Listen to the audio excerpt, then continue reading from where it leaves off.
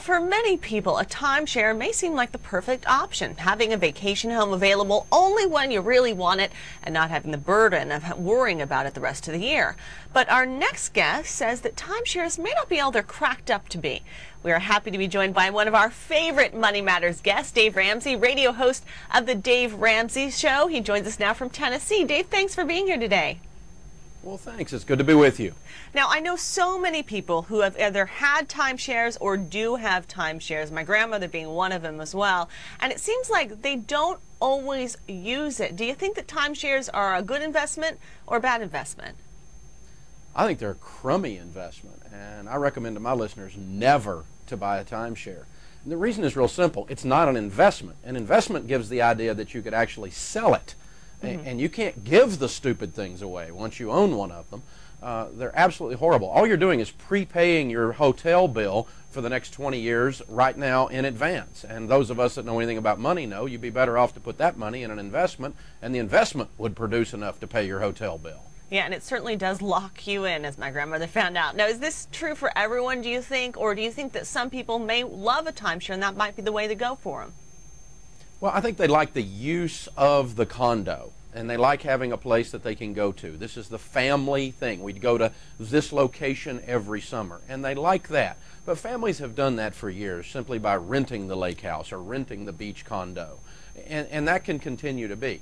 But the problem is you are locked in, and some of the timeshare people give you the ability to trade back and forth, but even then they're telling you where you can stay after you prepaid your hotel, and you are just stuck in these things. You cannot get rid of them. Of the people that call the Dave Ramsey Show, I would say we have a 98% dissatisfaction with them, and they can't get rid of them. They paid $14,000, $15,000, $20,000. They're paying payments on them, and it's a mess in their lives. Why do you think it's so difficult to get rid of these things, and how do you go about it? I mean, is there any way to sell them? Well, there's no market for them. Nobody wants them. Do not go to one of the list services where you pay $200 or $300 or $500 up front to just get your name on a list, because that's all that happens. They slap your offering on a list and you never hear from anybody.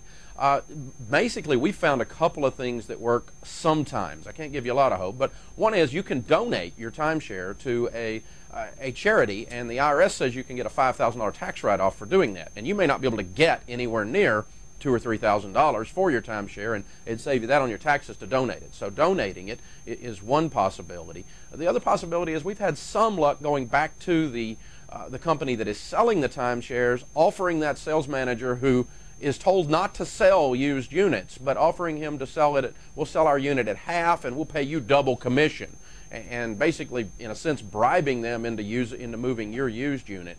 And sometimes you're able to get them to do that. And it sounds like no matter what you do, you kind of are losing money here. It is a total consumption. When you write the check for a timeshare, if you write a check up front or if you borrow the money up front, you have spent that money. It's as if I just wrote a check and bought a hotel, and it's gone. I mean, I bought a hotel room. When I rent a hotel room, I've written a check and that money's gone.